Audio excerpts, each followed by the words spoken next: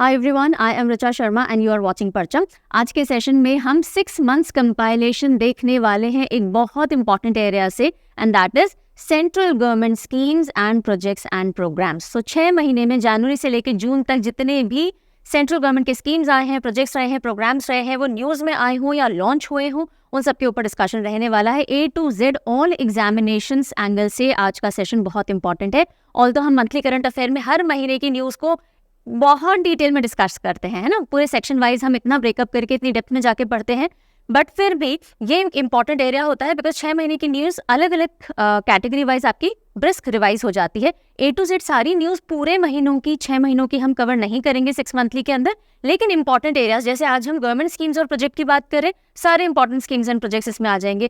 For example अगर हम appointment discuss कर रहे हैं, सारे अपॉइंटमेंट्स आ जाएंगे। फॉर एग्जाम्पल अगर हम स्पोर्ट्स डिस्कस कर रहे हैं, सारे इंपॉर्टेंट स्पोर्ट्स कैटेगरी वाइज हम डील करेंगे।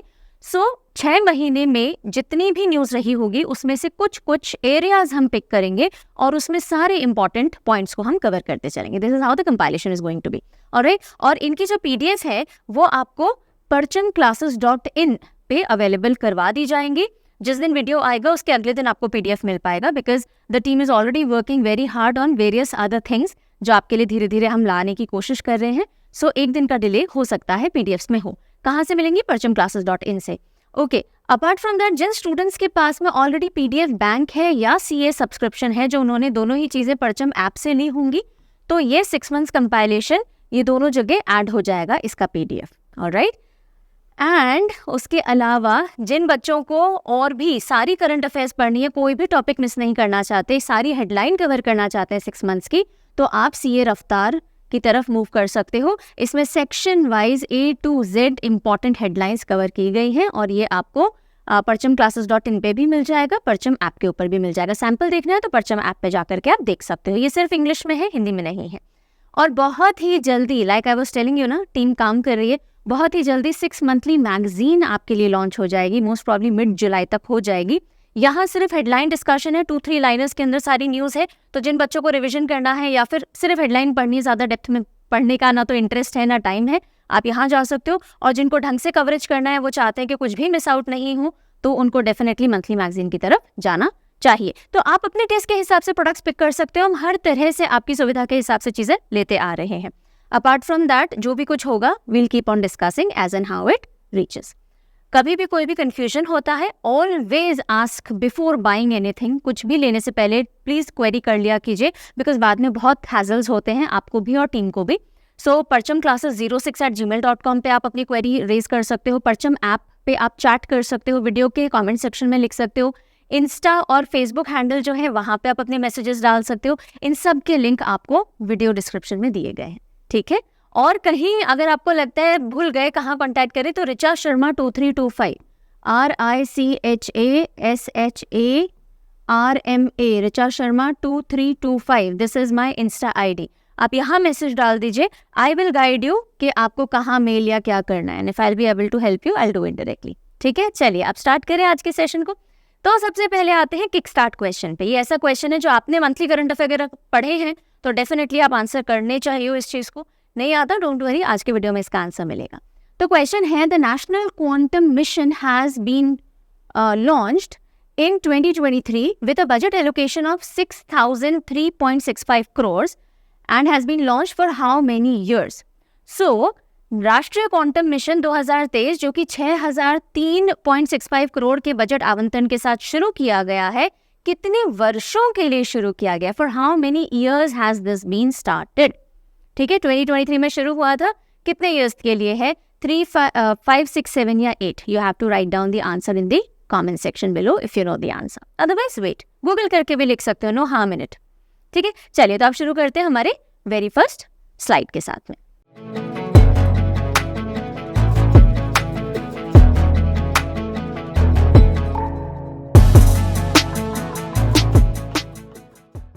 विवाद से विश्वास 1 relief to MSMEs scheme launch. So अभी जो बजट अनाउंस हुआ था 23-24 का, उसी के अंदर एक अनाउंसमेंट आया था कि विवाद से विश्वास 1 ये एक रिलीफ पैकेज या एक रिलीफ प्रोग्राम लाया गया था, स्कीम लाई गई थी MSMEs यानी माइक्रो स्मॉल मीडियम एंटरप्राइजेस जो हैं, जिन्होंने कोविड के दौरान बहुत सारा उन्होंने भी सेटबैक झेला है, तो गवर्नमेंट के प्रोजेक्ट्स अगर वो पूरे नहीं कर पाए हैं, जो उनके प्रॉमिस एरियाज थे वो पूरे नहीं कर पाए हैं, तो बहुत तरह से रिलीफ देने के लिए उनको इस स्कीम को लाया गया है। स्कीम का नाम है विवाद से विश्वास 1। रिलीफ है किसको? MSMEs को। So micro small medium enterprises को कोविड-19 पीरियड के दौरान काफ़ी सारा रिलीफ प्रोवाइड करने के लिए उस दौरान उन्होंने जो काम किया था और अगर वो पूरे नहीं कर पाए, जैसे कि अगर सिक्योरिटी, परफॉर्मेंस सिक्योरिटी था कुछ जो कट गया था तो उसको रिफंड कर दिया जाए। उसके अलावा अगर कोई भी डैमेजेस वगैरह हुए थे और उसकी वजह से फोरफिटिंग कर ली गई थी, लौटा दी जाए। तो काफ़ी सारे इसके अंदर बेनिफिट्स थे जो दिए गए, राइट। तो जो चीज़ थोड़ा सरफेस से ही पढ़नी होगी उसको सरफेस से पढ़ेंगे, जहाँ थोड़ी सी भी डेप्थ की रिक्वायरमेंट होगी, आई will be discussing that with you. यहाँ सीधा सीधा ध्यान रखिएगा, विवाद से विश्वास 1 किसको रिलीफ देने के लिए लाई गई थी? MSMEs को देने के लिए लाई गई थी, ठीक है। Alright, moving ahead. PMSBY, PMJJBY and APY completed 8 years of inception। तो अब देखिए, इस तरह की अगर न्यूज़ हमें मिल जाती है तो ये एक पुरानी स्कीम है, ये तीनों ही स्कीम्स पुरानी है, लेकिन 8 साल पूरे हो गए तो वापस से न्यूज़ में आ गई, और वापस से न्यूज़ में आ गई तो एग्जामिनर पूछ सकता है, इसलिए हमें ध्यान रखना है। पहली चीज़, 2023 में कितने ईयर्स कंप्लीट हो गए? 8 ईयर्स कंप्लीट हो गए, वेरी गुड, नंबर 1। तो अब ये PMSBY क्या है? प्रधानमंत्री सुरक्षा बीमा योजना, एक्सीडेंटल इंश्योरेंस है। फिर PMJJBY क्या है? प्रधानमंत्री जीवन ज्योति बीमा योजना, लाइफ इंश्योरेंस है, जीवन ज्योति। और अटल पेंशन योजना जो कि सिक्योरिटी स्कीम है, ये सारी की सारी जो कि पेंशन देने के लिए जो not so economically sound background के लोग हैं उनके लिए लाई गई थी। ओके, कब लाई गई? 2015 May 9। ईयर ऑफ लॉन्च याद रखना है, मिनिस्ट्रीज आपको पता होनी चाहिए, और अभी अगर कोई माइलस्टोन अचीव किया है, कुछ नंबर ऑफ ईयर्स पूरे हो गए तो पता होना चाहिए, और किसके लिए लाई गई है, इसका ऑब्जेक्टिव क्या है, किनको टारगेट करते हुए है, ये आपको पता होना चाहिए, राइट।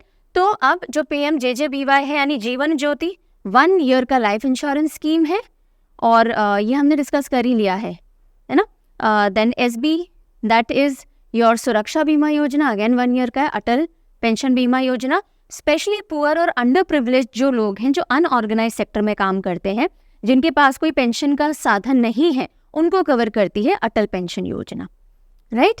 देन ओके, आपके लिए पोस्टर भी डाला गया है so that you can have a better understanding of things. जैसे कि मार्च 2023 तक अगर आप देखें तो 33.78 करोड़ लोग हैं जो इससे लाभान्वित हो चुके हैं, यानी बेनिफिट ले चुके हैं। 18 to 70 ईयर्स तक का कवरेज देती है। कौन लोग एलिजिबल है सुरक्षा बीमा योजना के लिए? 18 से 70 साल के, और 2 लाख रुपीस तक का इसके अंदर एक्सीडेंटल कवरेज दिया जाता है। इसी तरह से आपको ये पोस्टर भी दिख जाएगा जीवन ज्योति बीमा योजना का, जिसके अंदर 2 लाख का अगेन लाइफ इंश्योरेंस होता है, और कितना अमाउंट एज ऑन मार्च 2023 दिया गया है। सो जो क्लेम है जितना सेटल किया गया है that has been mentioned here. हर एक चीज़ को याद करने की ज़रूरत नहीं है, पर थोड़ी बहुत चीज़ें आप यहाँ से फर्दर रीड कर सकते हो। इसी तरह से अटल पेंशन योजना 5.20 करोड़ एनरोलमेंट्स इस स्कीम के अंदर ऑलरेडी हैं। 18 to 40 ईयर्स इसमें कवरेज है। इसमें 70 ईयर्स तक का कवरेज नहीं है, 40 ईयर्स तक का कवरेज है स्टार्टिंग फ्रॉम 18 ईयर्स, और सीधे बैंक अकाउंट के अंदर ही पेंशन आएगी, इसलिए बैंक अकाउंट होना बहुत मस्ट है। 1000 से लेके 5000 रुपये पर मंथ तक का इसमें पेंशन प्रोविजन है, डिपेंडिंग ऑन जिस भी सेक्टर और फील्ड से आप रिलेटेड हो उस हिसाब से, और आप कितना कॉन्ट्रीब्यूशन कर रहे हो। More importantly rather than sector and stream, it is about आप कितना कॉन्ट्रीब्यूशन कर रहे हो उसके हिसाब से होगा, ठीक है। एंड देन आ जाते हैं CITIIS 2.0। तो ये न्यूज़ आई कि कैबिनेट ने अप्रूव किया है city investment to innovate, integrate and sustain 2.0। CITIIS का फुल फॉर्म क्या है? City investment to innovate, integrate and sustain 2.0। और ये जो प्रोग्राम है जिसको कैबिनेट ने अप्रूवल दिया है, ये 4 ईयर पीरियड के लिए अप्रूव हुआ है। इसका मेन काम क्या है? क्लाइमेट से रिलेटेड जो भी गवर्नमेंट के एक्शंस हैं उनसे रिलेटेड ये प्रोग्राम है। अभी हम इसको और डिटेल में देख लेंगे। तो गवर्नमेंट के जो क्लाइमेट एक्शन है उनको सप्लीमेंट करने के लिए इस प्रोग्राम को लेकर के आया गया है। बेसिकली एक सर्कुलर इकोनॉमी बनाने की तरफ ये एक और कदम है। सर्कुलर इकोनॉमी जिसमें कि जो भी कुछ प्रोड्यूस हो रहा है वो वापस से रिसाइकिल हो जा रहा है, तो वेस्ट बहुत ज़्यादा ये इकोनॉमी प्रोड्यूस नहीं करती, एनवायरनमेंट को हार्म नहीं करेगी। जो भी कुछ वेस्ट हो रहा है उसको वापस से रिड्यूस, रिसाइकिल, रीयूज वाले कॉन्सेप्ट के ऊपर ले आएगी। तो एक कंटिन्यूस मूवमेंट वाली, अपने ही बाय प्रोडक्ट्स को यूज़ करने वाली एक इकोनॉमी बन जाती है। So CITIIS 2.0 programme union cabinet जिसको चेयर किया प्राइम मिनिस्टर मोदी ने, उन्होंने अप्रूव किया है city investment to innovate, integrate, sustain. Innovate कुछ नया करना, इंटीग्रेट यानी सबको साथ लेकर के चलना, और सस्टेन यानी लंबे समय तक आप टिके रह सको। इन एरियाज को साथ में लेकर के CITIIS डिसाइड किया गया। कौन सी मिनिस्ट्री इन्वॉल्व है? Ministry of housing and urban affairs है, नंबर 1। नंबर 2, पार्टनरशिप ली है इसने बहुत सारे ऑर्गेनाइजेशन के साथ, जैसे फ्रेंच डेवलपमेंट एजेंसी है, KfW डेवलपमेंट बैंक है, यूरोपियन यूनियन है, national institute of urban affairs है। इन सब ने साथ मिलकर के फंडिंग प्लस ऑपरेशनल वर्किंग के लिहाज से साथ में आए हैं। 4 साल ये प्रोग्राम रन होगा 23 से 27 तक का। Like I told you, circular economy बनाने की तरफ ये विजन है, जिसके अंदर इंटीग्रेटेड वेस्ट मैनेजमेंट होगा। सिटी लेवल पे हर एक शहर का वेस्ट मैनेजमेंट किया जा रहा है। वहीं पे अगर हम स्टेट लेवल की बात करें तो क्लाइमेट ओरिएंटेड एक्शन रिफॉर्म्स लाए जाएंगे, ऐसे एक्शन जो हर एक स्टेट लेवल पे लिए जाए, और as a national country level institutional strengthening की जाएगी, नॉलेज और एनहांस या शेयर की जाएगी कि हम और बेटर क्या कर सकते हैं ताकि वेस्ट मैनेजमेंट बेटर किया जा सके, सस्टेनेबल बनाया जा सके सारे हमारे सिस्टम्स को, एटसेट्रा। ओके, सो CITIIS 2.0 फुल फॉर्म आपको हर एक चीज का पता होना चाहिए, बिकॉज एब्रीविएशंस का एक्सपेंशन पूछा जा सकता है एग्जाम के अंदर, right. Prime minister street vendors आत्मनिर्भर निधि यानी PM Svanidhi scheme. PM Svanidhi, निधि यानी फिनेंस से डील करती हुई है, कहीं ना कहीं पैसा इसमें शामिल होगा, और has recently successfully completed how many years. So PM Svanidhi ने कितने साल पूरे किए हैं हाल ही में? So it has completed 3 years.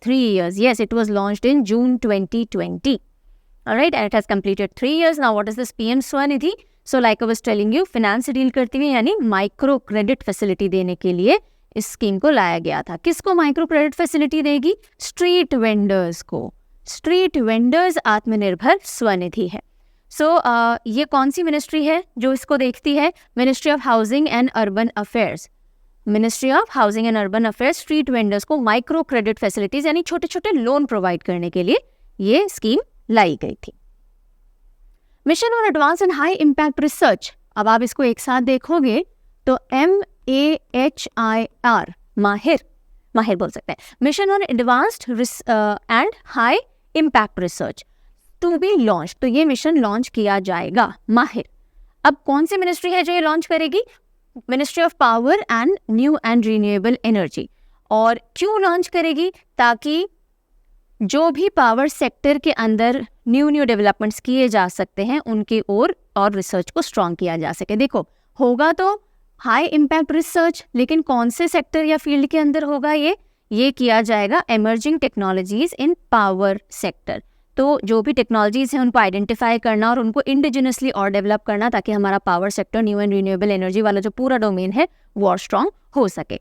So ministry of power and new and renewable energy has joined hands with national mission titled mission on advance and high impact research, और इसकी funding ministry of power से, ministry of new and renewable energy से, और उनके under में जो centre public centre enterprises होती हैं, इन दोनों मिनिस्ट्रीज के अंडर में जो आती है उन सब ने मिलकर के इसको लॉन्च करना है।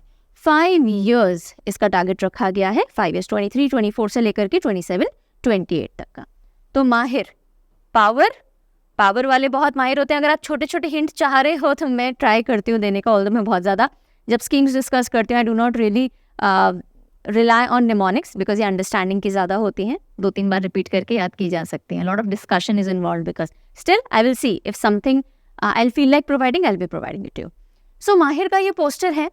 Posters are really important for a better understanding, a deeper understanding. So इसलिए पोस्टर्स डाले जाते हैं। तो देखिए, इमर्जिंग टेक्नोलॉजीज को आइडेंटिफाई करना, कौन आइडेंटिफाई कर पाएगा? जो माहिर होगा, है ना।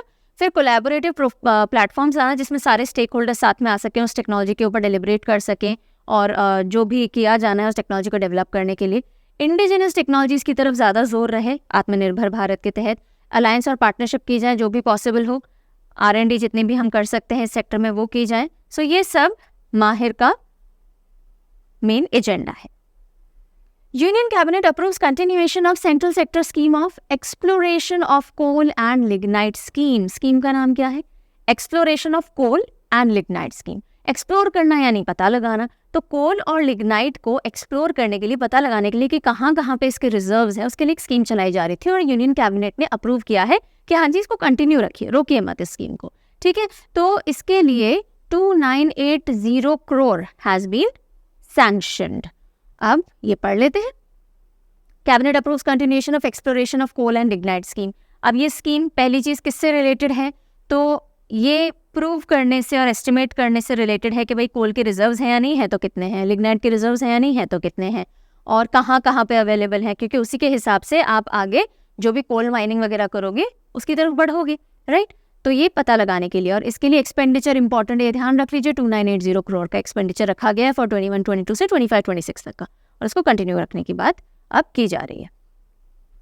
Which Union Minister announced scheme worth 8,000 crore for disaster management? Disaster management के लिए 8,000 करोड़ की स्कीम अनाउंस की गई. तो कौन सा यूनियन मिनिस्टर हैं जिन्होंने उन स्कीम्स को अनाउंस किया है? Home minister, union home minister Amit Shah ji ने अनाउंस किया है. डिजास्टर मैनेजमेंट यानी आपदा प्रबंधन के लिए इस स्कीम को या इतने आउटले को रखा गया है. और 3 मेजर एरियाज हैं जहां पर डिजास्टर मैनेजमेंट के लिए ये रुपया लगाया जाएगा. पहला है brigade services. So modernisation of कौन सी ब्रिगेड? Fire brigade. ब्रिगेड क्यों बोला मैंने? फायर ब्रिगेड जो सर्विसेज हैं, जो अग्निशमन ब्रिगेड्स होती हैं, वैन्स होती हैं, सो उनके मॉडर्नाइजेशन के लिए, ताकि बहुत जल्दी पहुंच करके और फायर ब्रिगेड्स अपनी सर्विसेज दे सके. इस 8,000 करोड़ में से 5,000 करोड़ सिर्फ इस एरिया के लिए है, और सभी स्टेट्स के अंदर मॉडर्नाइजेशन ऑफ फायर ब्रिगेड्स होगा. दूसरा आता है फ्लड मिटिगेशन. जहाँ कहीं भी फ्लड्स आते हैं उनको रोका जा सके, उनके प्रॉपर मैनेजमेंट के लिए सारे इंफ्रास्ट्रक्चर डेवलप किए जा सके, उसके लिए 2,500 करोड़ यानी 2,500 करोड़ से कितने स्टेट्स में, या सॉरी सिटीज़ के अंदर, 7 मेजर सिटीज़ के अंदर, 7 मेजर सिटीज़ जहाँ पे फ्लड एक बहुत बड़ी प्रॉब्लम है, वहाँ पे ये पैसा लगेगा. जैसे कि Mumbai, Chennai, Kolkata, Bengaluru, Ahmedabad, Hyderabad and Pune.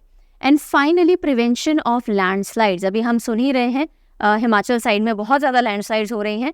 So prevention of landslides, 17 states हैं जिनमें कि 8,825 करोड़ रुपीस जो है इस पूरे 8,000 में से वो लगाए जाएंगे, राइट.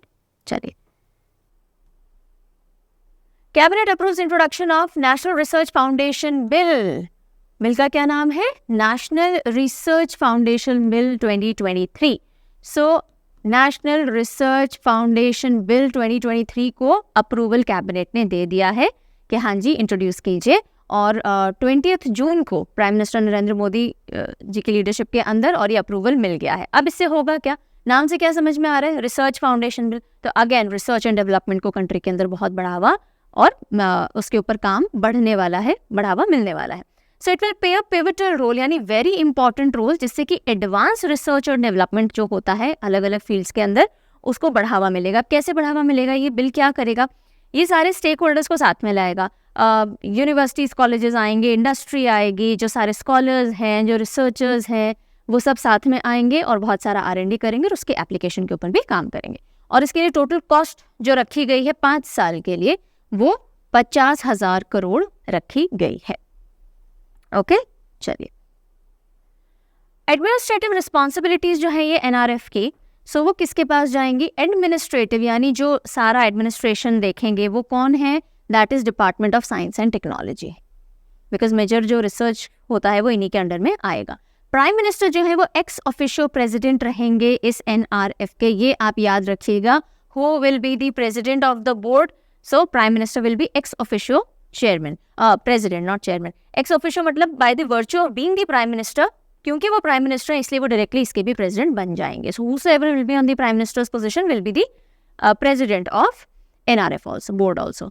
और union minister of science and technology and union minister of education जो है वो एक्स ऑफिशियो वाइस प्रेसिडेंट्स के तौर पे काम संभालेंगे इसमें. So education and science technology vice presidents, right.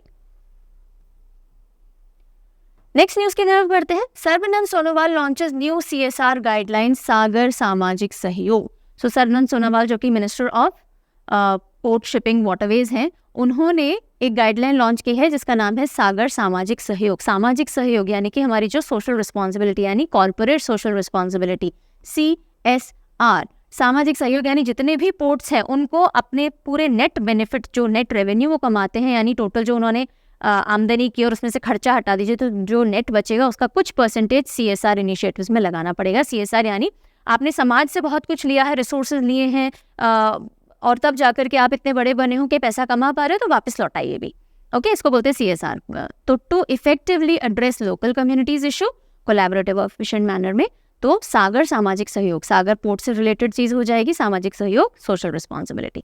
और जितने भी पोर्ट्स हैं इंडिया में उनको एक स्पेसिफिक परसेंटेज एलोकेट करना होगा for CSR initiative. CSR although मैंने आपको समझा दिया है, फिर भी देख लीजिए।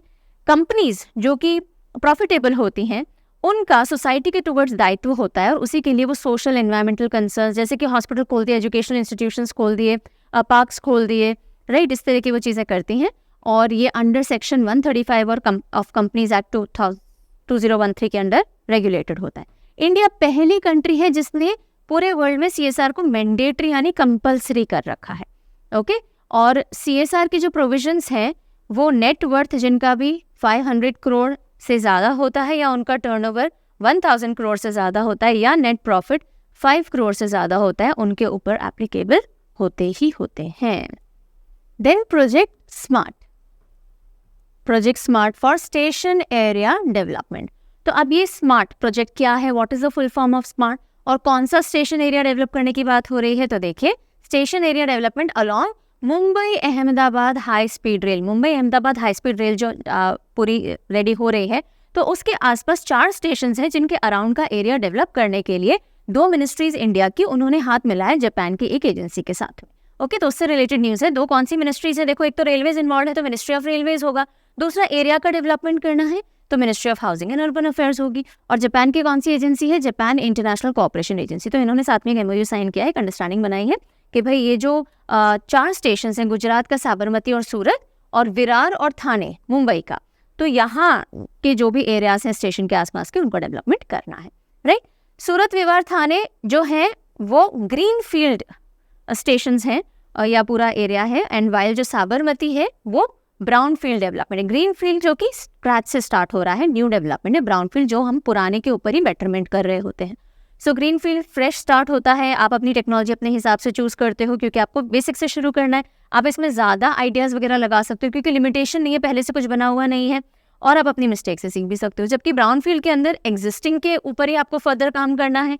टेक्नोलॉजी आप कौन सी चूज करो नहीं करो वो एक कंसर्न हो जाती है, लिमिटेशंस आ जाते हैं थोड़े से। ओके, और जो गलतियां पहले हो रखी हैं उनके साथ कहीं ना कहीं आपको थोड़ा बहुत एडजस्ट करना पड़ता है। ओके, फिर हम आते हैं जल जीवन मिशन, JJM, जल जीवन मिशन। सो न्यूज आई कि जल जीवन mission achieves milestone of 12 crore tap water connections. जल जीवन मिशन के तहत 12 करोड़ टैप वाटर कनेक्शंस हो गए हैं। तो इतना तो समझ में आ गया होगा, जल जीवन मिशन टैप वाटर कनेक्शन से रिलेटेड कुछ है ना। तो अब ये क्या है? गवर्नमेंट की एक फ्लैगशिप प्रोग्राम है। फ्लैगशिप प्रोग्राम वो होता है जिसकी वजह से वो मिनिस्ट्री जानी जाती है, उसकी एक इंपॉर्टेंट स्कीम या प्रोग्राम होता है। तो जल जीवन मिशन एक फ्लैगशिप प्रोग्राम है जिसको गवर्नमेंट ऑफ इंडिया ने लॉन्च किया था, और उसने अभी तक 12 crore water connections, tap connections लगा दिए हैं ना। पहले न्यूज़ देख लेते हैं क्या क्या है।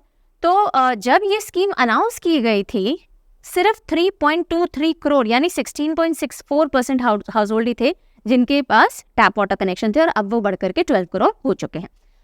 कुछ जगह ऐसी हैं, कुछ स्टेट्स और कुछ सिटीज़, कुछ यूनियन टेरिटरीज ऐसी हैं जहाँ 100% घरों के अंदर टैप वाटर कनेक्शन पहुंच चुके हैं। वो कौन कौन से हैं? गुजरात, तेलंगाना, गोवा, हरियाणा, पंजाब, ये, और उसके साथ में Andaman Nicobar island, Daman and Diu, Dadra Nagar Haveli and Puducherry. So these are the 5 states and these are the 3 union territories जिनमें 100% कवरेज हो चुका है टैप वाटर का थ्रू जल जीवन मिशन। ओके, अब ऑब्वियसली एक क्यूरियोसिटी राइज हो रही होगी कि भाई ये मिशन कब लॉन्च हुआ था, कौन सी मिनिस्ट्री के अंडर में आता है, so on and so fourth. तो देख लेते हैं। इसको लॉन्च किया गया था 15 अगस्त 2019 को।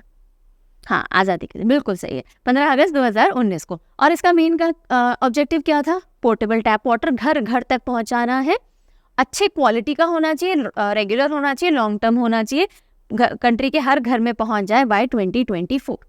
ठीक है, every rural house hold, cities के अंदर तो है ही, रूरल हाउस होल्ड में पहुंच जाना चाहिए। और मिनिस्ट्री ऑफ जल शक्ति के अंदर में आता है, जल जीवन मिशन है तो मिनिस्ट्री ऑफ जल शक्ति के अंडर में आएगा। देन फंडिंग की अगर हम बात करें तो 90:10 का रेशो रहता है अगर हम सेंटर और स्टेट के बीच में डिवाइड करें। 90% जो फंडिंग इसकी आती है वो सेंटर की तरफ से, 10% स्टेट की तरफ से। कब कब? अगर हम हिमालयन और नॉर्थ ईस्टर्न स्टेट की बात कर रहे हैं। हिमालयन और नॉर्थ ईस्टर्न में तो सेंटर 90% देगा, स्टेट 10% देगा, बाकी के केस में 50-50 होती है, सेंटर और स्टेट 50-50% बांटेंगे। ठीक है, कोई भी अगर यूनियन टेरिटरी है तो 100% सेंटर फंडिंग करेगा।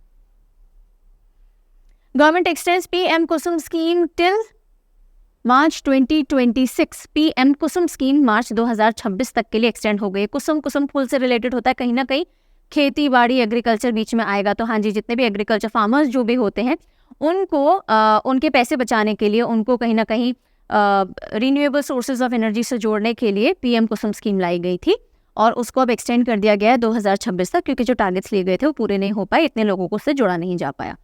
प्रधानमंत्री किसान ऊर्जा सुरक्षा एवं उत्थान महाभियान, कुसुम का ये फुल फॉर्म है। तो देखो, ऐसे भी पूछा जा सकता है कई बार, पीएम के यू में यू का क्या फुल फॉर्म है, तो ये ऊर्जा है, ऐसे भी पूछा जा सकता है। ओके, तो आपको एक्सपेंशन इसलिए पता होना चाहिए। प्रधानमंत्री किसान ऊर्जा सुरक्षा यानी आप सोलर से कहीं ना कहीं उसको जोड़ रहे हो, एवं उत्थान महाभियान, उससे पैसे बचेंगे, उसका उत्थान होगा। क्यों एक्सटेंड किया गया है? टोल्ड यू, कोविड के चलते जो भी हमने टारगेट लिया था पूरा नहीं हो पाया। इसको 2019 में ही लॉन्च किया गया था। जब भी आप 2-3 स्कीम्स पढ़ लेते हो और आपस में अगर कोई ईयर मैचिंग होता है, साथ रख के याद कर लिया करो। जैसे जल जीवन मिशन हमने किया, जल जीवन मिशन भी 2019 में था, गांव से रिलेटेड था। 2019 में ही कुसुम भी लाया गया, वो खेतों से, फार्मर्स से रिलेटेड है दोनों गांव का ही परिवेश। एनर्जी सिक्योरिटी देना फार्मर्स को, और साथ ही साथ 30,800 मेगावाट एनर्जी 2022 तक, ये जो कैपेसिटी है ना, सोलर कैपेसिटी, ये ऐड करना। हमारा जो पूरा नेशनल मिशन है उसके अंदर ही कैपेसिटी ऐड हो जाएगी, बिकॉज आपने इतने और सोलर कनेक्शंस लगा दिए हैं। लेकिन अब हमने ये टारगेट 2026 के लिए एक्सटेंड कर दिया गया है और टोटल आउटले इसके लिए किया गया था 34,422 करोड़ रुपीस का। फिर अगली स्कीम आती है पीएम विकास इस प्रधानमंत्री विश्वकर्मा कौशल सम्मान, या इसे पीएम विश्वकर्मा स्कीम भी कहा जाता है। ओके, पीएम विश्वकर्मा स्कीम या प्रधानमंत्री विश्वकर्मा कौशल सम्मान, ये किससे डील करती हुई है? विश्वकर्मा कहीं कहीं जो हाथ से किसी औजारों से काम करते होंगे, तो ये जो पूरी स्कीम है ये हमारे शिल्पकार या जो क्राफ्ट्समैन होते हैं उन सबको डेडिकेटेड है। ठीक है, तो ये निर्मला सीतारमन जी ने बजट स्पीच के अंदर इसको प्रेजेंट किया था और इसका मेन ऑब्जेक्टिव है जितने भी क्राफ्ट्समैन है कंट्री में, उनका जो स्टेटस है उसको इम्प्रूव करना। और कैसे इम्प्रूव होगा? जब आप उनको ट्रेनिंग दोगे, जब आप उन्होंने जो बनाया है उसको मेन स्ट्रीम से जोड़ोगे, उनको मार्केटिंग सपोर्ट प्रोवाइड करोगे, उनको टेक्नोलॉजिकल असिस्टेंस प्रोवाइड करोगे, ये सारी चीज़ें करना। कैलिबर जो है आर्टिजन्स का, उनको इंक्रीज करना, उनकी गुड्स की रीच बढ़ाना, उनको फाइनेंशियल सपोर्ट प्रोवाइड करना, लेटेस्ट टेक्नोलॉजी से जोड़ना, पेपरलेस पेमेंट से जोड़ना। तो विश्वकर्मा क्राफ्ट्समैन, क्योंकि हाथ कुछ न कुछ औजारों के साथ, छोटे छोटे ही सही, पर इनको काम करना होगा और विश्वकर्मा जी उन्हीं से जुड़े हुए हैं। आगे चलते हैं। मिष्टी अमृत धरोहर पीएम प्रणाम, ecological conservation initiatives in the budget. जब बजट पेश हुआ था तो 3 स्कीम्स भी रोल आउट की गई थी या अनाउंस की गई थी एटलीस्ट। एक थी मिष्टी, एक अमृत धरोहर और तीसरी पीएम प्रणाम। तीनों ही कहीं ना कहीं इकोलॉजिकल कंजर्वेशन का इनिशिएटिव है, पहले तो ये ध्यान रखिएगा। मिष्टी स्कीम मैनग्रोव से रिलेटेड है, जो आपकी धरोहर है वो जो वेटलैंड्स होते हैं आर्द्रभूमि, उससे रिलेटेड है, और जो ये प्रणाम स्कीम है ये भी ecological initiative, ecological balance create करने के लिए इनिशिएटिव है, ताकि जो पेस्टिसाइड्स और केमिकल फर्टिलाइजर्स वगैरह फील्ड में जाते हैं उनको बंद कर दिया जाए और बायोलॉजिकल जो हम क्या बोलेंगे उसको, जो केमिकल नहीं होते, नेचुरल खाद जो होती हैं, है ना, उनकी तरफ मूव किया जाए। तो ये तीनों हैं, अभी इनको देखेंगे एक एक करके। मिष्टी का फुल फॉर्म देखिए, mangrove initiative for shoreline habitat and tangible incomes.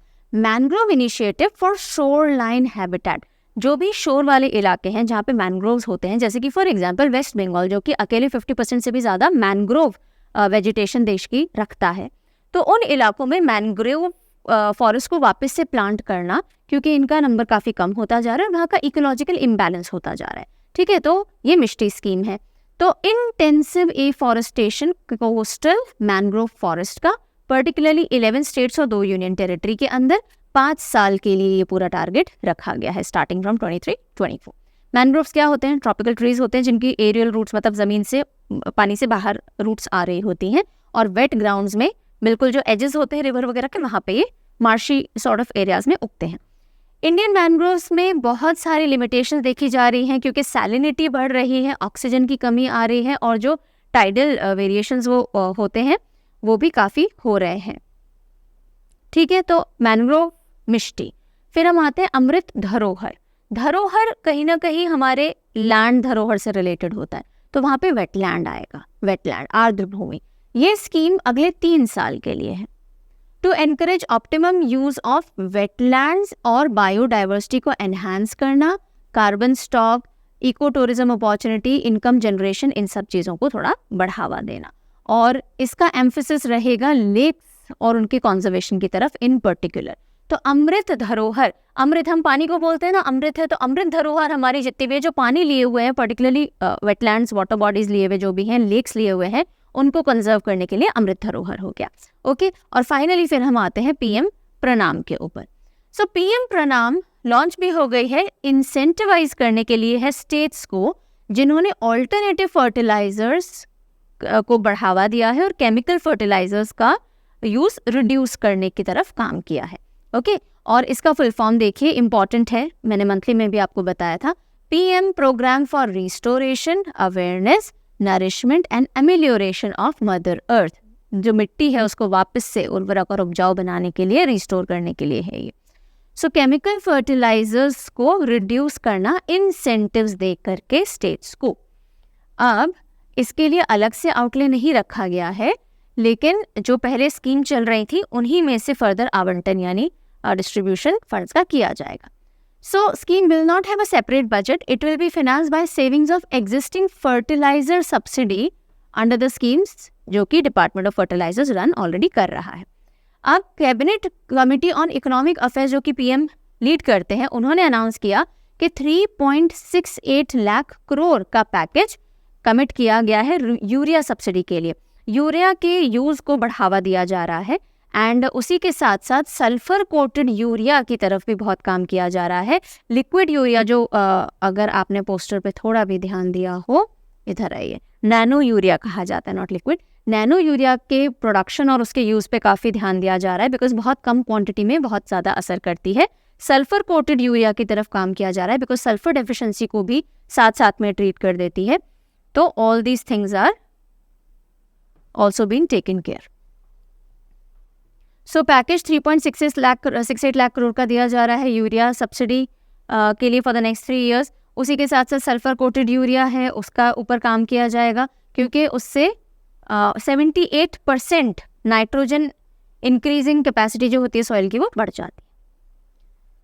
Next scheme आती है PMAYU scheme extended up to next year. तो PMAYU प्रधानमंत्री आवास योजना अर्बन, आवास योजना यानी कम दरों पर, सस्ते दरों पर हाउसिंग फैसिलिटी प्रोवाइड करना, स्पेशली अगेन ये मार्जिनलाइज लोगों के लिए है, लोअर इनकम ग्रुप के लिए है। तो प्रधानमंत्री आवास योजना अर्बन स्कीम जो है उसको अगले साल के लिए एक्सटेंड कर दिया गया बिकॉज जो भी बहुत सारे प्रोजेक्ट्स चल रहे थे वो पूरे नहीं हो पाए और काफ़ी सारा पैसा और वर्क बीच में अटका हुआ था।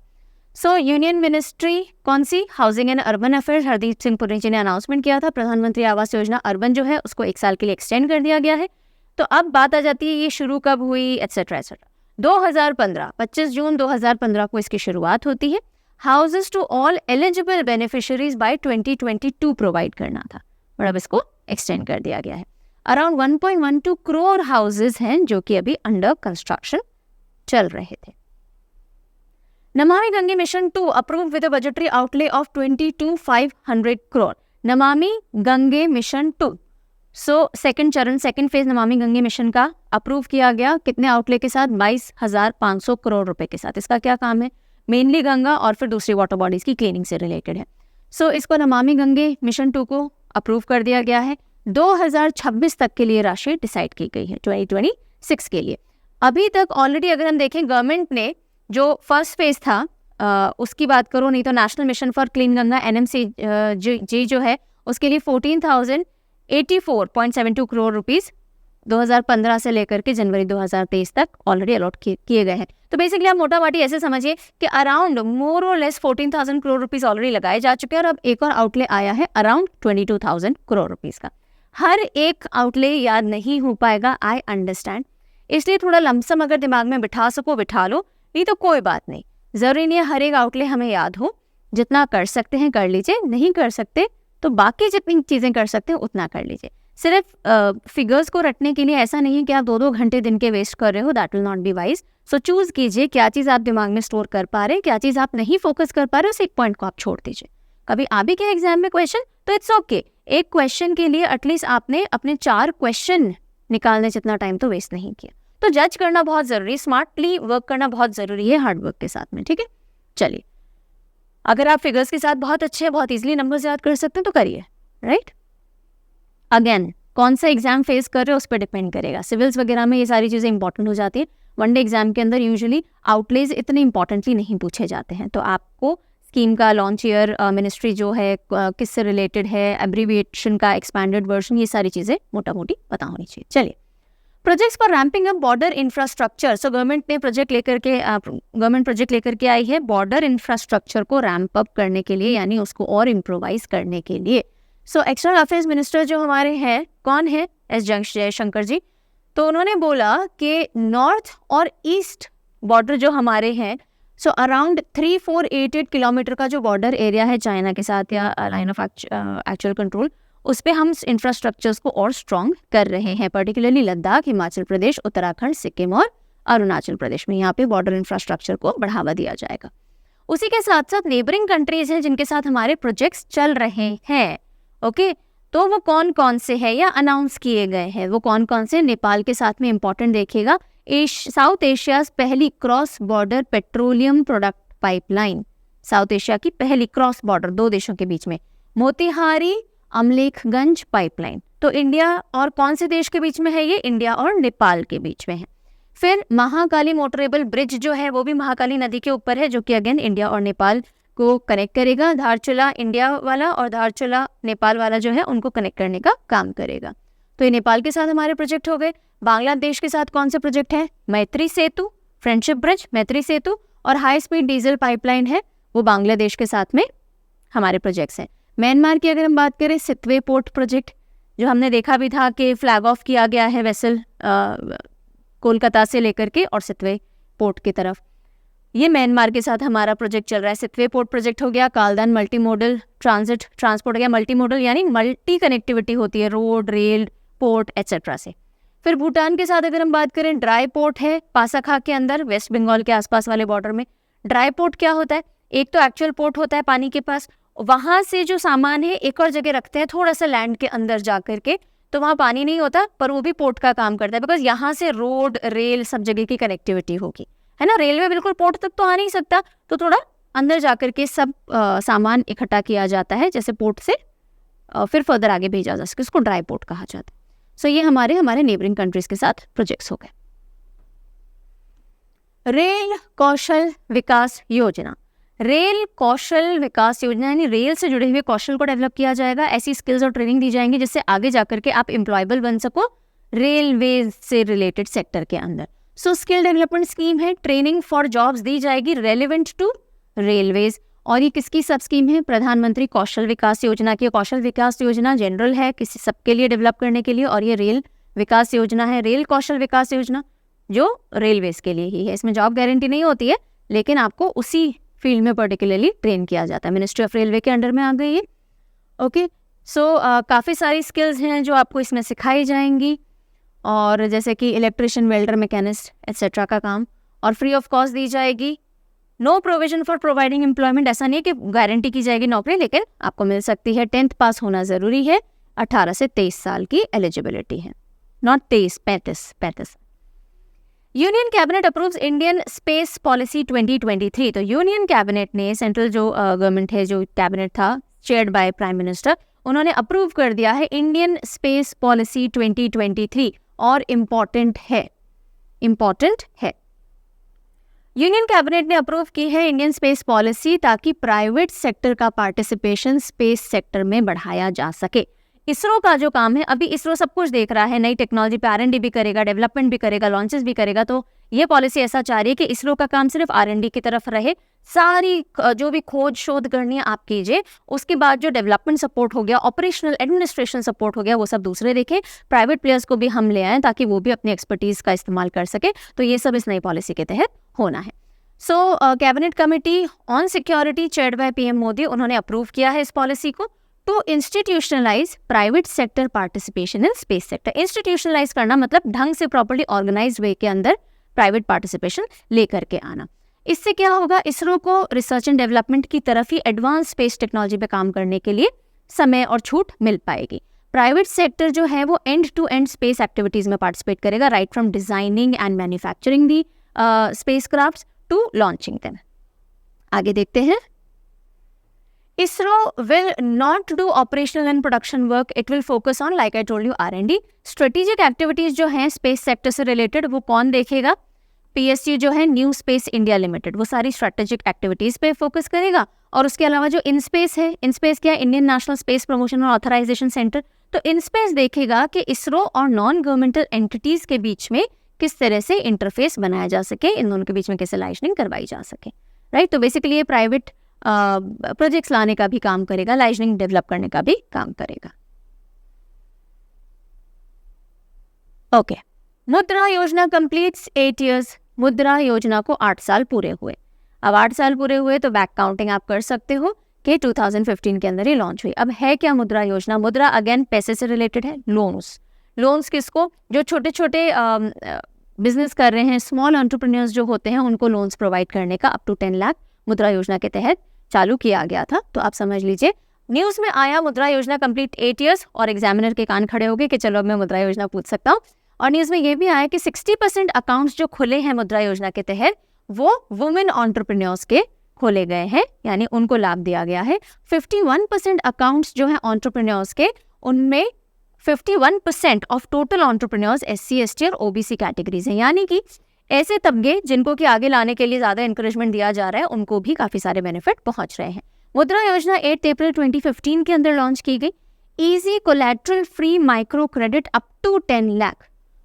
कोलैटरल फ्री यानी आपको साथ में कोई कोलैटरल्स या आप बोलो कि भाई मैं ये गिरवी रख दूं, ये सिक्योरिटी रख लो, इन सब के बिना आपको इजी लोन्स दिए जाएंगे 10 लाख रुपए तक के। किनको? नॉन कॉर्पोरेट, ऐसा नहीं कि आप कंपनी एक्ट वगैरह के तहत में, non corporate, non farm, small micro enterprises. Okay, तो इन सब के लिए मुद्रा योजना थी और इसको 8 साल पूरे हुए।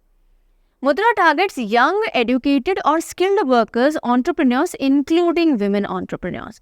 ओके, और ये जो लोन्स हैं ये bank, non banking financial institutions हो गए, माइक्रो फाइनेंशियल इंस्टीट्यूशंस हो गए, इन सब के थ्रू लिए जा सकते हैं। 3 तरह के लोन इसमें बताए गए हैं अलग अलग स्टेजेस पे, कि जब आपका बिजनेस बिल्कुल शुरू हो रहा है तब आपको कितने तक का लोन मिलेगा, फिर आपको कितना मिलेगा। तो जब आपका एंटरप्राइज जो है, एंटरप्रेन्योरशिप जो आप कर रहे हो, वो शिशु स्टेज पे है, नेसेंट स्टेज पे है, अभी आप सिर्फ आइडिएशन वगैरह कर रहे हो, 50,000 तक का आपको लोन मिलेगा। किशोर यानी यंग स्टेज पे जब आ जाएगा, 50,000 तक से 5 लाख तक का मिल जाएगा। और तरुण जब बड़ा हो जाएगा तो 5 लाख तक से 10 लाख रुपए तक का लोन आपको मिल सकता है।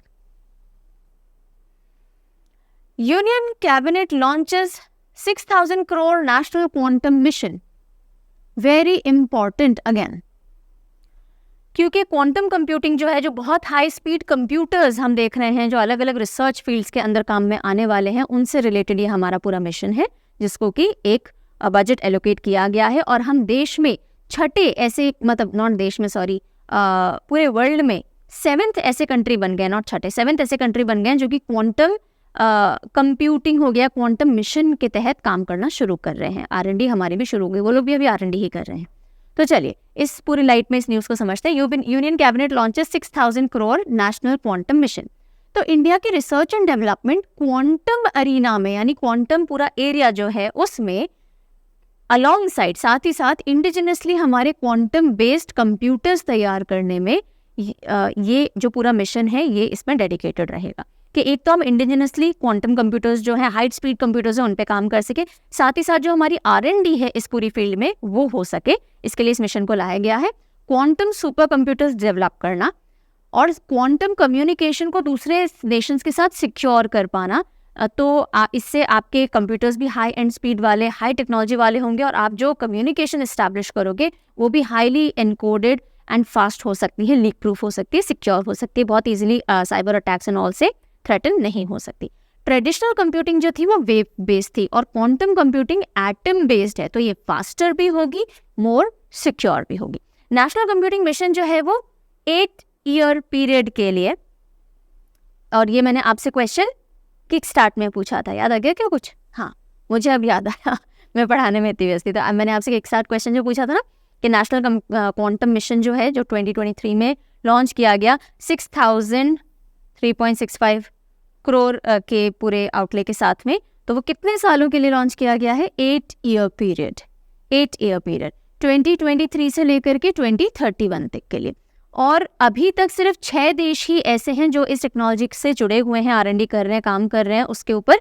अब कौन कौन से हैं? US, Canada, China, Austria, Finland, Scotland, और हम 7th ऐसे देश बन जाएंगे जो इस पे काम कर रहे हैं। ये इसका पूरा पोस्टर है, जो मैंने आपको समझाया वही चीजें हैं, तो you can have a look at it. Ministry of civil aviation launches Udan 5.0। Ministry of civil aviation ने उड़ान 5.0 लॉन्च किया है, यानी 5th फेज लॉन्च किया है उड़ान स्कीम का। उड़ान स्कीम रीजनल कनेक्टिविटी के लिए है, with in India last mile connectivity provide करने के लिए, छोटे छोटे एरियाज तक भी फ्लाइट सर्विसेज पहुंच सके उसके लिए है। तो इसका 5th फेज है regional air connectivity scheme, RCS, उड़े देश का आम नागरिक। उड़ान का फुल फॉर्म क्या? उड़े देश का आम नागरिक। तो इसके अंदर ये जो पूरा चरण है, जो 5th राउंड हुआ है, उसके अंदर 20 to 80 सीट्स वाले और मोर देन 80 सीट्स वाले एयरक्राफ्ट के ऊपर ज़्यादा फोकस रहेगा। उसी के साथ साथ ये जो 600 किलोमीटर की लिमिट थी कि भाई 600 किलोमीटर तक की ही दूरी तक फ्लाइट जाएगी स्टार्ट से लेकर के ओरिजिन से डेस्टिनेशन तक, उसको हटा दिया गया है।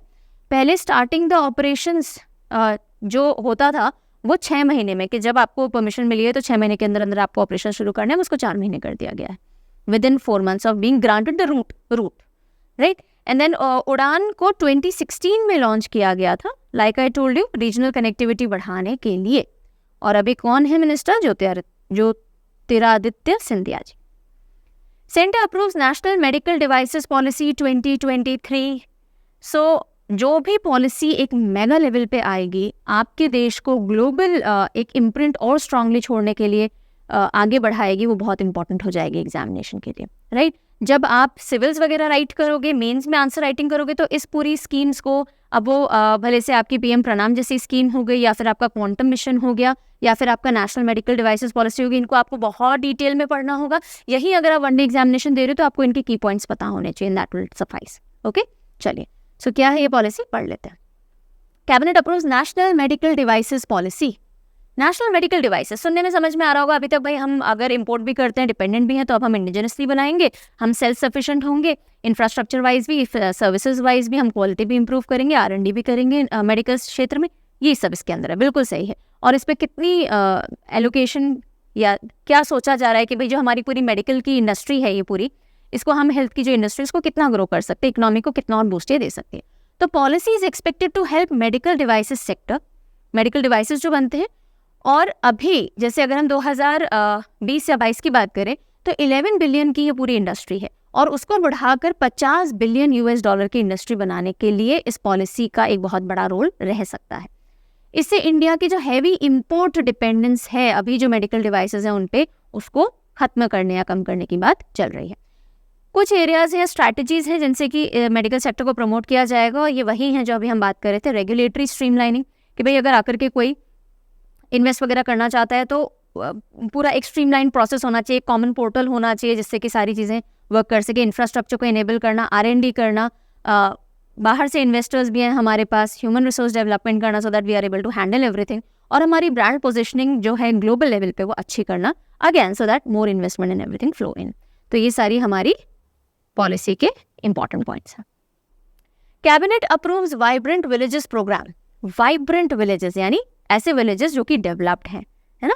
तो ये है, यूनियन कैबिनेट ने अप्रूव किया है, एक सेंट्री स्पॉन्सर्ड स्कीम है वाइब्रेंट विलेजेस प्रोग्राम, और 2022-23 से 25-26 तक के लिए 4800 करोड़ का इसको बजट एलोकेशन दिया गया है। इसका मेन काम क्या है? इसेंशियल इंफ्रास्ट्रक्चर जो है या लाइवलीहुड अपॉर्चुनिटीज जो हैं इन वाइब्रेंट विलेजेस के अंदर डेवलप की जाएंगी, ऐसे विलेजेस को आइडेंटिफाई किया जाएगा। फर्स्ट फेज के अंदर 663 विलेजेस हैं जिसको आइडेंटिफाई करके इस प्रोग्राम के तहत लाया गया है। यहाँ पे इंफ्रास्ट्रक्चर डेवलप होने वाला है, लोगों की क्वालिटी ऑफ लाइफ इंप्रूव होने वाली है।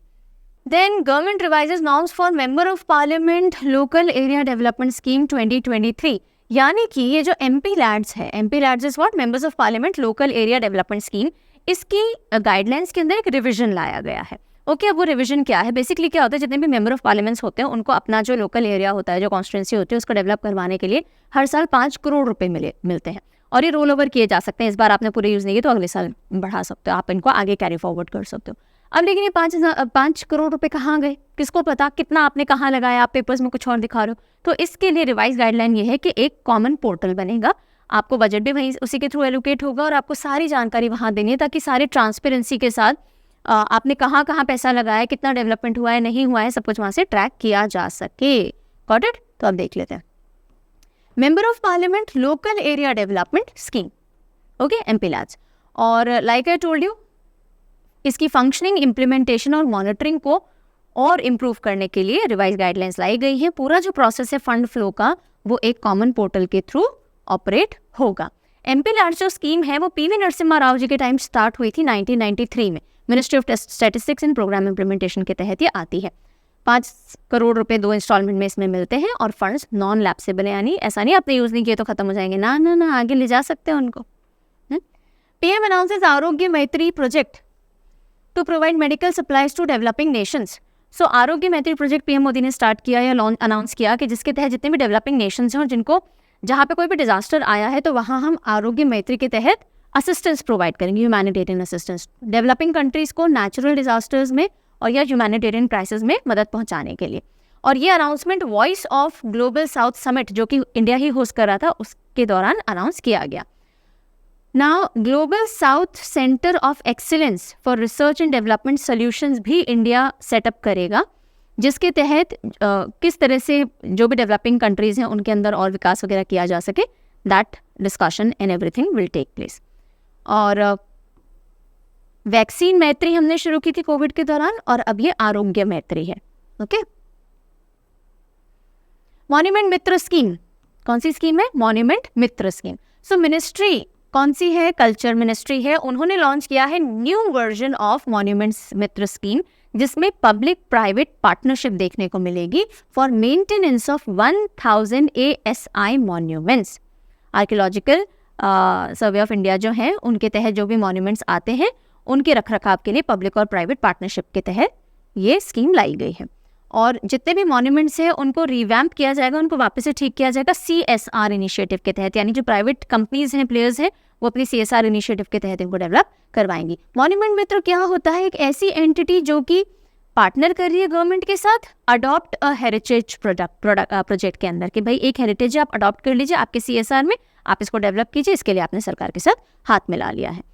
ऑलराइट, एंड ये इंपॉर्टेंट है, ध्यान रखिएगा।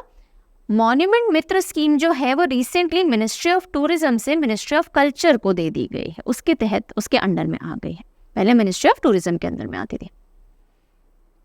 Smart programme launch for ayurvedic professionals. So एक स्मार्ट प्रोग्राम आया है, किससे रिलेटेड है? आयुर्वेदिक प्रोफेशनल से रिलेटेड है। सो यहाँ पे scope for main streaming Ayurveda research and teaching professional. तो जो भी लोग आयुर्वेद कॉलेजेस एंड हॉस्पिटल्स में है वो लोग R&D करें, ताकि हमारा जो आयुर्वेद है वो मेन स्ट्रीम में आ सके, कि हम और क्या क्या हैं जो आयुर्वेद के थ्रू कर सकते हैं। तो इस प्रोग्राम का जो मेन ऑब्जेक्टिव है वो यही है, और इसको लॉन्च किया है वैद्य जयंत पुजारी जी ने, देव पुजारी। ऑलराइट, ये इतनी ही बात है, इसमें ज़्यादा और कुछ है नहीं बताने का। That is why we are moving forward. Union government approve national green hydrogen mission. National green hydrogen mission again very important. तो 19,744 करोड़ रुपीस के साथ में नेशनल ग्रीन हाइड्रोजन मिशन का इनिशियल आउटले दिया गया है कि भाई पहले इतना रुपया आप लगाइए। इसका मेन काम क्या है? हमें ग्लोबल हब की तरह इस्टेब्लिश करना, ताकि हम ग्रीन हाइड्रोजन का प्रोडक्शन और यूटिलाइजेशन और एक्सपोर्ट करने लायक बन जाए। ग्रीन हाइड्रोजन एक ग्रीन फ्यूल की तरह वर्क करेगा, और इससे हमारी जो टारगेट है नेट ज़ीरो कार्बन एमिशंस 2070 कैसे अचीव करेंगे? जब हम ऐसे चेंजेस लाएंगे तभी तो करेंगे। हम रिन्यूएबल एनर्जी की तरफ मूव करेंगे ताकि धुआं वगैरह नहीं हो। हम ग्रीन हाइड्रोजन मिशन लेकर के आ रहे हैं ताकि अगेन इको फ्रेंडली तरीके से हम फ्यूल्स यूज़ कर सकें, ताकि 2070 तक हमारा जो टारगेट है वो मीट आउट किया जा सके। सो इसके तहत 5 million metric tonne per annum हमको डेवलप करना है ग्रीन हाइड्रोजन प्रोडक्शन कैपेसिटी। उसके साथ साथ हमारी जो रिन्यूएबल एनर्जी कैपेसिटी है उसमें भी एडिशन करना है, करीब 125 गीगावाट का। 8 लाख करोड़ टोटल इन्वेस्टमेंट इसके अंदर जाएगा, काफ़ी सारे जॉब्स इससे प्रोड्यूस होंगे और हम जो अभी फ्यूल इंपोर्ट करते हैं ना ग्रीन हाइड्रोजन वगैरह, उन सब पे भी रिडक्शन आएगा। हमें तो इनफैक्ट सरप्लस बनना है, ये हमारा टारगेट है जो मैंने आपको बताया यहीं पे है। उसी के साथ साथ कार्बन डाइऑक्साइड एमिशंस जो हैं वो नियरली काफ़ी कम होंगे, कितना 50 MMT पर एनम 2030 तक हम रिड्यूस कर पाएंगे अगर हम ग्रीन हाइड्रोजन की तरफ स्विच करने में कामयाब हो जाते हैं। ठीक है, चलिए। Government approve BIND scheme, government ने अप्रूव किया है बाइंड स्कीम को। Now what is this BIND scheme? So basically ये broadcasting infrastructure and network development है। तो हमारा जो प्रसार भारती है ना, ऑल इंडिया रेडियो, दूरदर्शन जिसके तहत आते हैं, सो हमारा जो प्रसार भारती है उसके डेवलपमेंट के लिए, उसकी ब्रॉडकास्टिंग इंफ्रास्ट्रक्चर और नेटवर्क को डेवलप करने के लिए बाइंड स्कीम है, जो कि 2539.61 करोड़ रुपीज़ के आउटले के साथ में और अप टू 25-26 लाई जा रही है। अब इसमें अभी आगे और देखते हैं। Okay, why do I turn, इधर ही लिखा हुआ है सब। स्कीम जो है वो ऑल इंडिया रेडियो का जो FM ट्रांसमीटर्स है उसका रीच, जो कवरेज है वो 66% तक बढ़ा देगी और 80% जोग्राफिकल एरिया बढ़ेगा, पॉपुलेशन वाइज भी उसका रीच काफ़ी बढ़ेगा जब हम BIND लगा देंगे।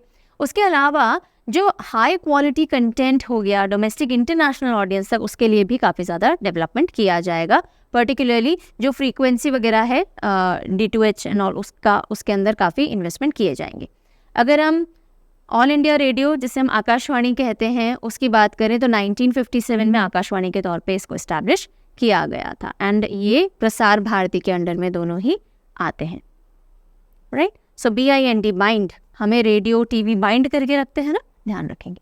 प्रधानमंत्री गरीब कल्याण अन्न योजना, सो प्रधानमंत्री गरीब कल्याण अन्न योजना, गरीब कल्याण अन्न योजना यानी कि आप ऑफकोर्स सब्सिडाइज रेट पे या फिर जो फ्री राशन होता है वो होगा। तो अब इसमें समझिएगा new integrated food security scheme है, जिसके तहत, जिसको ये नाम दिया गया प्रधानमंत्री गरीब कल्याण अन्न योजना, जिसके तहत जिनको फ्री फूड मिल रहा था, जो बेनिफिशरीज थे अंत्योदय अन्न योजना के और प्राइमरी हाउस होल्ड के, इनको एडिशनल फ्री फूड प्रोवाइड किया जाएगा। अब समझिए इसको, अंत्योदय अन्न योजना, बिलो पॉवर्टी लाइन जो होते हैं उनको 5 kg पर पर्सन के हिसाब से पूरी फैमिली वालों को राशन मिलता है, ठीक है। और प्राइमरी हाउस होल्ड, जिसमें कि हाउसिंग प्रोवाइड की जाती है बिल्कुल BPL वाले लोगों को, तो इन्हीं लोगों को एक new integrated food security scheme के तहत बांधा जा रहा है, जिसमें एडिशनल 5 kg ऑफ राइस और मीट पर पर्सन पर फैमिली दिया जाएगा अगर आप BPL में आते हो, ठीक है। तो इससे जो प्रोविजन है नेशनल फूड सिक्योरिटी एक्ट के, वो और स्ट्रांग होंगे, बिकॉज फूड सिक्योरिटी आप बढ़ा रहे हो, अफोर्डेबल फूड ग्रेन प्रोवाइड करवा रहे हो और अपने अवेलेबिलिटी करवा रहे हो लोगों को, पुअर लोगों को। एंड इसका जो इम्प्लीमेंटेशन है 1 जनवरी 2023 से स्टार्ट हो गया। 80 करोड़ पुअर पीपल को ये ऑलरेडी लाभान्वित कर रहा है। एंड इसके अलावा यहाँ देख लीजिए PM गरीब कल्याण अन्न योजना।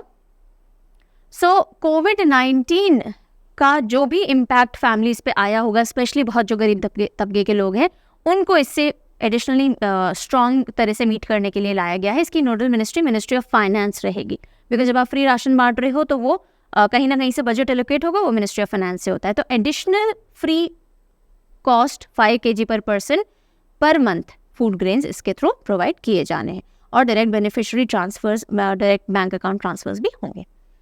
India's proposed global initiative MIRA MIIRA to promote millets, 2023 को ईयर ऑफ मिलेट्स घोषित किया गया। इंडिया की पहल थी, UN ने इसको डिक्लेयर कर दिया और उसके तहत काफ़ी सारे इनिशिएटिव्स चल रहे हैं अलग अलग जगह, जिनमें से एक इंडिया का प्रपोज्ड ग्लोबल इनिशिएटिव है MIIRA, millet international initiative for research and awareness.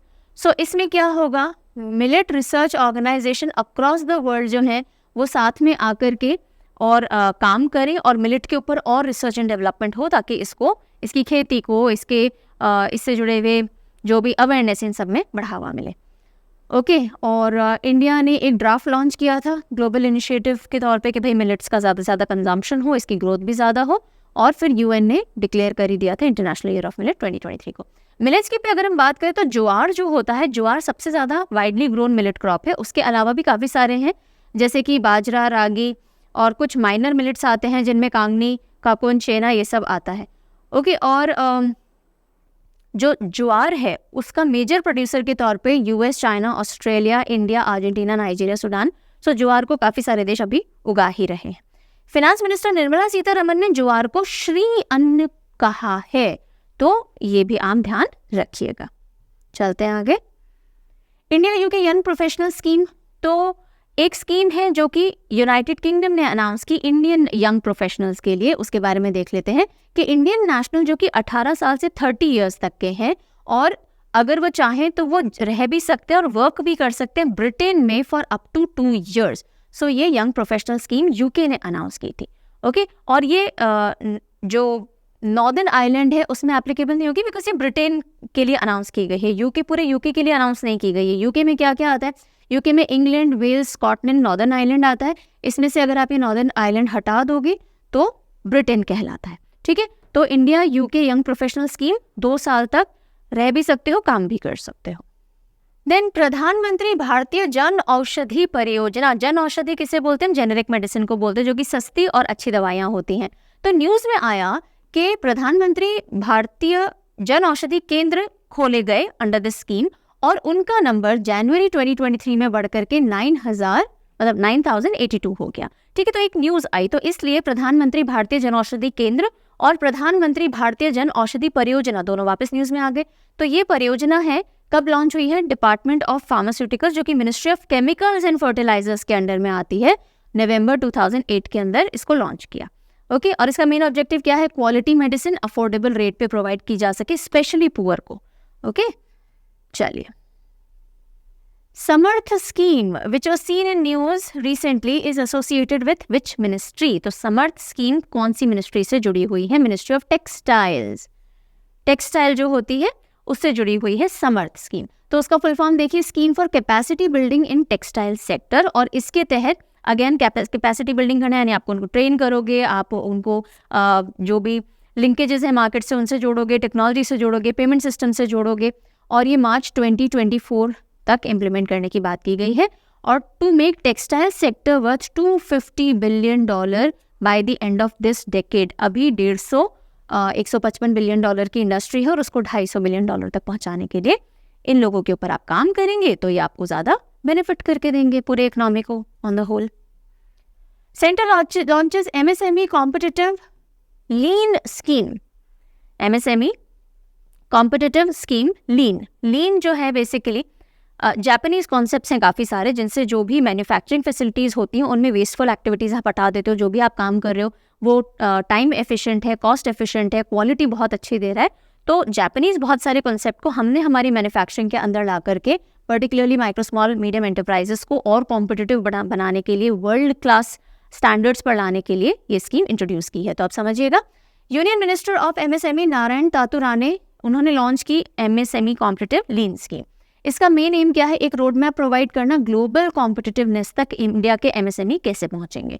और इसके लिए इन्होंने क्वालिटी इंप्रूव करना, प्रोडक्टिविटी इंप्रूव करना, परफॉर्मेंस इंप्रूव करना और वर्ल्ड क्लास मैन्युफैक्चरर्स के तौर पे खुद को एस्टैब्लिश करना, ये एम रखे। इसके तहत जो MSMEs हैं वो लीन मैन्युफैक्चरिंग टूल्स का इस्तेमाल करेंगी, जो कि सारे जापानीज कॉन्सेप्ट हैं, जैसे कि 5S, kaizen, kanban, visual workplace, pokayoke, और इन सब से हम क्वालिटी, प्रोडक्टिविटी ये सब अचीव करने की कोशिश कर रहे हैं। तो लीन manufacturing is based on the ideology, जिससे हम प्रोडक्टिविटी को बढ़ाते हैं, जो वेस्टेज है उसको कम करते हैं, और ये सब हम किस में कर रहे हैं? एक मैन्युफैक्चरिंग प्रोसेस के अंदर कर रहे हैं। फालतू की वेस्टफुल एक्टिविटीज ना करके एक लीन क्या होता है? सीधा साधा, थिन, है ना? तो उसी तरह का एक मैन्युफैक्चरिंग सिस्टम बना दें। हमने अभी काइजन पढ़ा, 5S, काइजन, कानबान। तो काइजन क्या होता है? एक जापानीज वर्ड है जिसका मतलब होता है change for better, good change. तो ऐसे चेंजेस लाते रहना जिससे कि हमारा सिस्टम गुड हो जाए, डिफेक्ट फ्री प्रोडक्ट बने, क्वालिटी बहुत अच्छी होनी चाहिए, जितनी क्वांटिटी कस्टमर मांगे उतनी दे सके, कम से कम मिस्टेक्स के अंदर दे सके, ये सारा अचीव हो पाएगा। कानबान भी एक पॉपुलर लीन वर्कफ्लो मैनेजमेंट है, जिसके तहत हम वो सारे स्टेप्स से गुजरते हैं जिसके थ्रू हम मैनेज कर पाए और इम्प्रूव कर पाए अपनी सर्विसेज को। ठीक है, तो this is related more to services and kaizen is related better change लेकर के आना। To assist MSMEs government contribute करेगा 90% जो भी कॉस्ट आएगी इन सारे जो लर्निंग है इनको सिस्टम्स को इम्प्लीमेंट करने के लिए, और कंसल्टेंसी फी भी देगा इनिशियल सपोर्ट इस्टेब्लिश करने के लिए। तो काफ़ी सारा सपोर्ट गवर्नमेंट की तरफ से आ रहा है कि भाई आप तो वर्ल्ड क्लास स्टैंडर्ड्स पे पहुंचो। नोडल एजेंसी कौन सी होगी? National productivity council. Nodal agency वो होती है जो इसके इम्प्लीमेंटेशन के लिए रिस्पॉन्सिबल होती है। नेक्स्ट, उज्ज्वला योजना। Cabinet, union cabinet extend subsidy of 200 रुपी पर cylinder for 12 refills annually for beneficiaries for 1 year। सो उज्ज्वला योजना न्यूज़ में आती है। न्यूज़ में क्या आती है कि भाई जो यूनियन कैबिनेट है उसने 200 रुपये प्रति सिलेंडर सब्सिडी दी है। आप साल के 12 सिलेंडर ले सकते हो, हर सिलेंडर पे 200 रुपये आपको सब्सिडी दी जाएगी और ये 1 साल के लिए दिया जा रहा है। तो अब बात आती है पीएम उज्ज्वला स्कीम क्या है, योजना क्या है। तो जितने भी below poverty line house hold हैं उनको एलपीजी कनेक्शंस वहाँ के विमेन को प्रोवाइड करना, और ये मिनिस्ट्री ऑफ पेट्रोलियम और नेचुरल गैस के तहत दिए जाते हैं। और इसको 1 मई 2016 को लॉन्च किया गया था यूपी के बलिया से, और इसका टारगेट रहा 8 करोड़ कनेक्शंस हमको मार्च 2020 तक लाने हैं। ठीक है जी, चलिए 30 years ऑफ प्रोजेक्ट एलिफेंट। अब न्यूज़ आई कि प्रोजेक्ट एलिफेंट जो है उसको 30 साल पूरे हो गए। तो क्या है project elephant?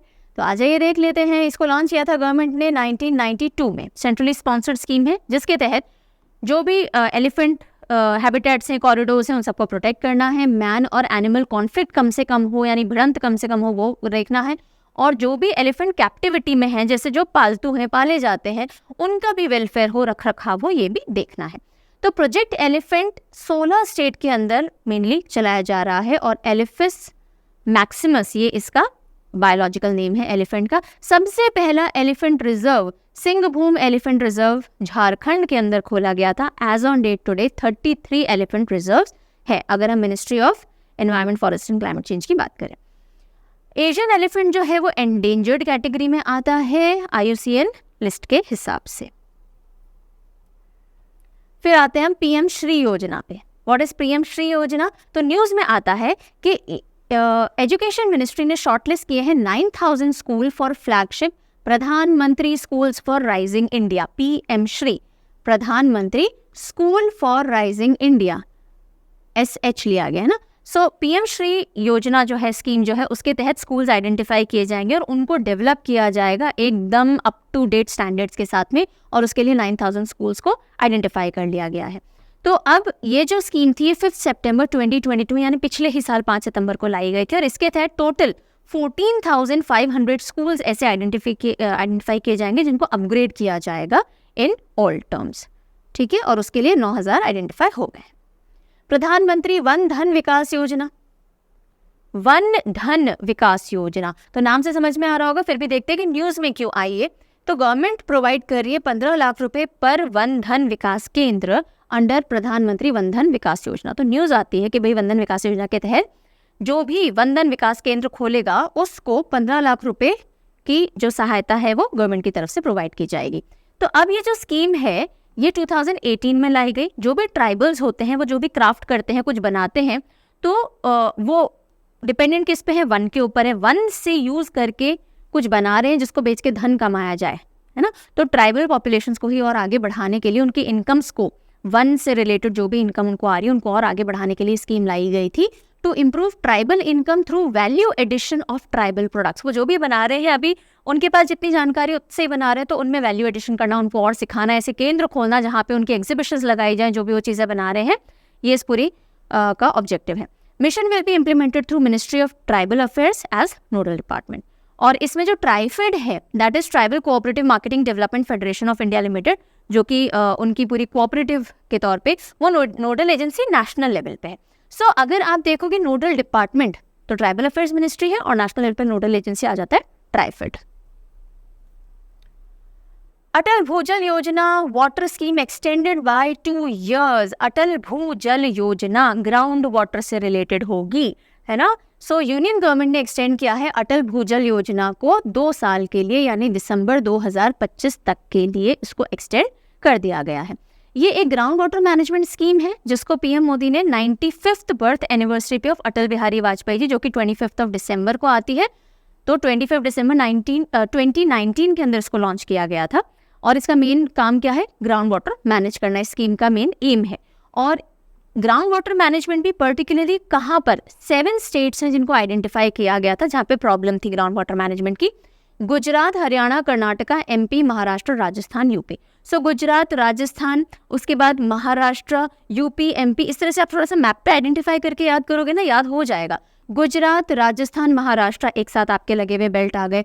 Okay, MP, UP एक साथ आपको बीच में दिख रहा है, ऊपर हरियाणा हो गया और नीचे आपका कर्नाटका हो गया, यहाँ पे ग्राउंड वाटर को मैनेज करने के लिए।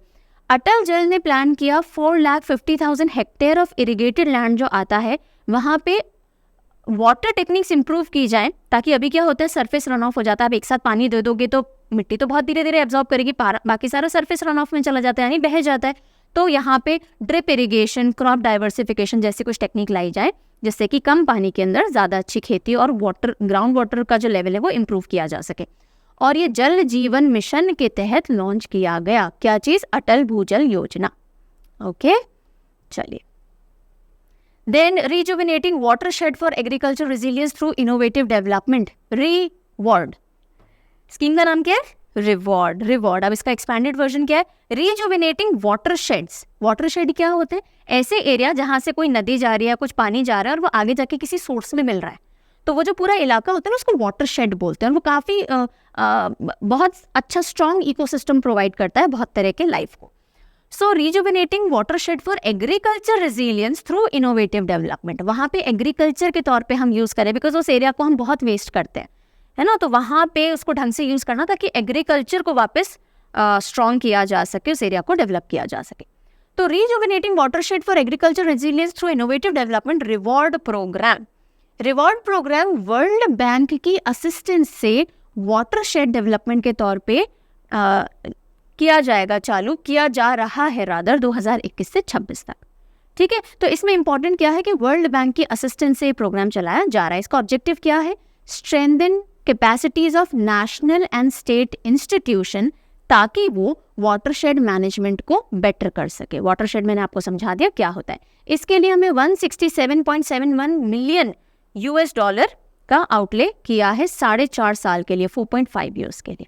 सो वाटरशेड वो एरियाज होते हैं जहाँ पे वाटर ड्रेन हो रहा है, कॉमन आउटलेट में जाके मिल जाएगा, बहुत फर्टाइल होते हैं, बायोडाइवर्स होते हैं, क्लाइमेट रेगुलेट करने में हेल्प करते हैं। लेकिन हमारे इंडिया के अंदर ये बहुत डिग्रेडेड भी हैं, सस्टेनेबल लैंड यूज़ हम यहाँ नहीं करते हैं, over grazing, deforestation, soil erosion, ये सारी प्रॉब्लम कॉमन है। इसलिए अब हम रिवॉर्ड प्रोग्राम चला रहे हैं जिसके तहत इन एरियाज को डेवलप किया जा सकेगा।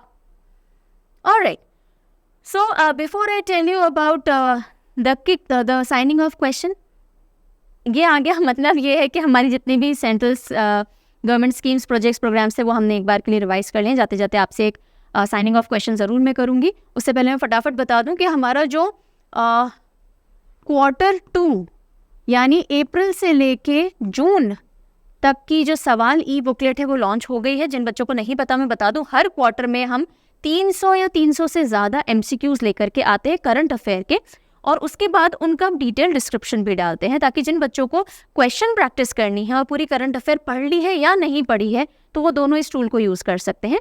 इन सारे क्वेश्चंस को आप निकाल लीजिए अपनी नज़रों से, तो बहुत इंपॉर्टेंट पोर्शंस जो है न्यूज़ के ऑलरेडी आपके लिए कवर हो जाएंगे क्वेश्चन फॉर्म में और उनके डिस्क्रिप्शन फॉर्म में हो जाएंगे। इसका एनुअल सब्सक्रिप्शन भी अवेलेबल है और इंडिविजुअल क्वार्टरली बुक्स भी अवेलेबल है। Q1, Q2 जो है वो आपको parchamclasses.in पे मिल जाएंगी। पूरा एनुअल सब्सक्रिप्शन आप परचम ऐप से जाकर के देख सकते हो। सैम्पल देख लीजिए पहले, उसके बाद आपको ठीक लगे तो आप ले सकते हो। कोई भी क्वेरी हो तो डेफिनेटली पूछिएगा। जो बच्चे कोई भी वनडे एग्जामिनेशन दे रहे हैं, एनी वनडे एग्जामिनेशन, और अगर आपके सिलेबस के अंदर इंडिया जीके आता है, history, geography, polity, economy, science, static GK, तो आपके लिए एक कोर्स है जो कि परचम ऐप पे अवेलेबल है।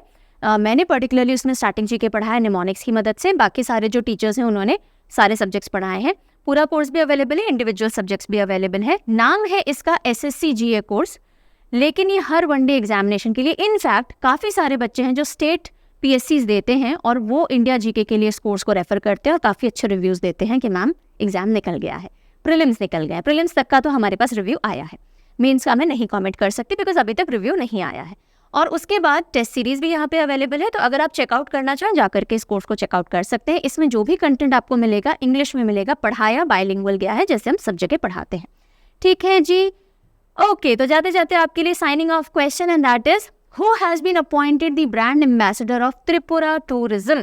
ये पिछले 6 महीने के अपॉइंटमेंट्स में से ही एक क्वेश्चन है कि किसे त्रिपुरा पर्यटन के ब्रांड एम्बेसडर के तौर पे नियुक्त किया गया है? अगर आंसर आता है कमेंट सेक्शन में लिखेगा। I be waiting for your answer.